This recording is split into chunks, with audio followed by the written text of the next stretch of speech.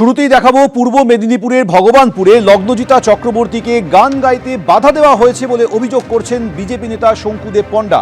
এক তৃণমূল নেতা মেহবুব মল্লিকের বিরুদ্ধে এই অভিযোগ করে সরব হয়েছেন শঙ্কুদেব পণ্ডা। পূর্ব মেদিনীপুরের ভগবানপুরে একটি অনুষ্ঠানে গিয়েছিলেন সঙ্গীত শিল্পী লগ্নজিতা চক্রবর্তী। সেখানে তাকে গান গাইতে তৃণমূল নেতা মেহবুব মল্লিক বাধা দিয়েছেন বলে এই অভিযোগে সরব হয়েছেন শঙ্কুদেব পণ্ডা।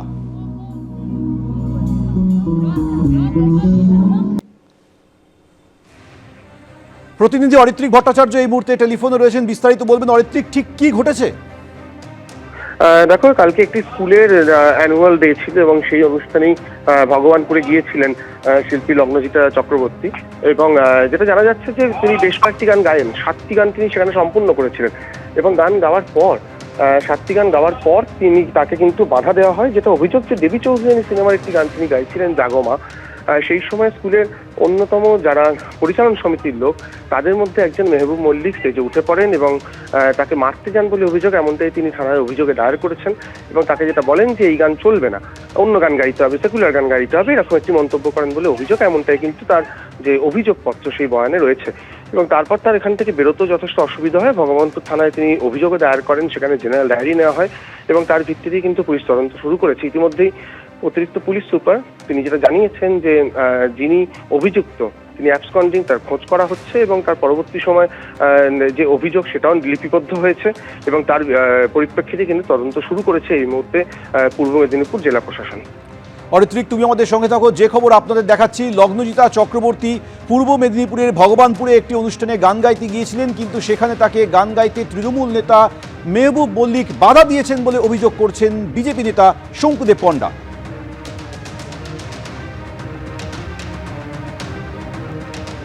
তৃণমূল নেতা মেহবুব মল্লিক বেসিক্যালি চুলের চোরাচালানকারী, চীনে জেল খেটেছেন 5-7 দিন।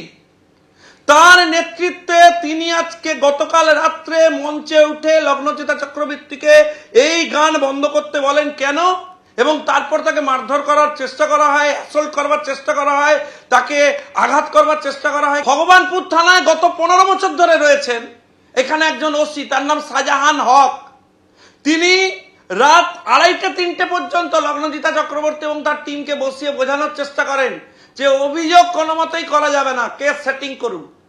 এবং কোনো মতেই যখন ওরা রাজি হন না, ততক্ষণে এই মেহবুব মল্লিকরা তাদের বাহিনী নিয়ে গোটা ভগবানপুর থানা ঘেরাও করেন এবং রাত্রে বাধ্য করেন যাতে ওখানে পুরো বিষয়টাকে নিষ্পত্তি করে নেওয়া হয় এবং এই ধরনের কোনো অভিযোগ নথিভুক্ত না হয়। এরপর লগ্নজিতা চক্রবর্তীরা লিখিতভাবে থানায় অভিযোগ করেন। 24 ঘন্টা সরাসরি পুলিশকে, জেলা পুলিশকে সময় দিচ্ছি এবং 48 ঘন্টা আমরা রাজ্যকে সময় দিচ্ছি। যদি অবিলম্বে এই ব্যাপারে কোনো তারা সদর্থক পদক্ষেপ না নেন, আমরা এর শেষ দেখব। আবারও কথা বলবো, আমাদের প্রতিনিধি অরিত্রিক ভট্টাচার্য এই মুহূর্তে রয়েছেন। অরিত্রিক, একদিকে শঙ্কুদেব পণ্ডা পুলিশের ভূমিকা নিয়ে প্রশ্ন তুলছেন, একদিকে সরাসরি আক্রমণ করছেন তৃণমূল নেতা মেহবুব মল্লিককে। কি কারণে মেহবুব মল্লিকের বিরুদ্ধে তারই অভিযোগ? দেখো, শঙ্কুদেব পণ্ডা তার যেটা অভিযোগে জানিয়েছেন যে এই যে নির্দিষ্ট গান নিয়ে আপত্তি, সেই গানটা নিয়ে কেন আপত্তি করা হলো সেটা শঙ্কুদেব পণ্ডার অভিযোগ এবং তিনি একদিকে যেমন একজন শিল্পীর নিরাপত্তা নিয়ে প্রশ্ন তুলেছেন, তেমনি এই প্রশ্ন তুলেছেন যে এটা কি রাজ্যের শাসন চলছে যেখানে কি গান গাইবেন শিল্পী সেটাও নির্দিষ্ট করে দেবেন একজন ব্যক্তি এবং সেই জায়গা থেকেই কিন্তু যে রাজনীতির কথা উঠছে। অর্থাৎ বিজেপির তরফ থেকে আজকে শঙ্কুদেব পণ্ডা সকাল 9:30 নাগাদ এই প্রেস কনফারেন্স করেন এবং সেখানে তিনি লগ্নজিতা চক্রবর্তীর যে অভিযোগ সেই অভিযোগটাও কিন্তু এই অভিযোগপত্রও তিনি সেখানে দেখান এবং সেখানে তার বক্তব্য যে অভিযোগপত্রটি অত্যন্ত পরিষ্কার, ঠিকই ঘটনা ঘটেছিল, কেন একজন শিল্পীর গান তিনি কি গাইবেন সেটা চিহ্নিত করে দেওয়া হবে, সেটাই কিন্তু তার মূল অভিযোগের জায়গা। অরিত্রিক, তুমি আমাদের সঙ্গে থাকো। পুলিশের ভূমিকা নিয়ে প্রশ্ন তুলেছেন বিজেপি নেতা শঙ্কুদেব পণ্ডা। তিনি স্পষ্টতই হুঁশিয়ারি দিয়েছেন যে 24 ঘন্টার মধ্যে যদি পুলিশ ব্যবস্থা না নেয় সেক্ষেত্রে মামলা হবে। আর এরপরই পুলিশের তরফ থেকে জানানো হচ্ছে অভিযুক্ত পলাতক শীঘ্রই গ্রেফতার হবে। পুলিশ আধিকারিকদের বিরুদ্ধে বিভাগীয় তদন্ত শুরু হচ্ছে। লগ্নজিতাকে হেনস্থার অভিযোগে জানিয়েছে পুলিশ। রিগার্ডিং ভগবানপুর ইনসিডেন্ট, খুব আনফর্চুনেট আছে। ওখানে যিনি অ্যাকিউজড আছেন মেহবুবকে আমাদের তরফ থেকে যখন the moment we came to learn about it, আমরা এটা একদম ক্লিয়ার ইনস্ট্রাকশন ছিল যে ওটাকে অ্যারেস্ট করতে। তো হি ইজ অ্যাবসকন্ডিং রাতভর রেড হয়েছে, আমরা খুব দ্রুত ওকে অ্যারেস্ট করব এটুকু নিশ্চিত আছে। কনসার্ন যিনি সিঙ্গার আছেন তার সঙ্গে আমাদের এন্ড থেকে যোগাযোগ করা হয়, ওনার সঙ্গেও আমাদের কথা হয়েছে। We assured her of all sorts of help and support. আর লাস্টলি যেটা আছে, এখানে ওসি কনসার্ন যিনি ওসি আছে এবং অন্য যারা আছে থানার পার্সোনাল, তাদের তরফে কোথায় কি লেভেলের গাফিলতি আছে সেটাও আমরা বিভাগীয় তদন্ত শুরু করা হয়েছে।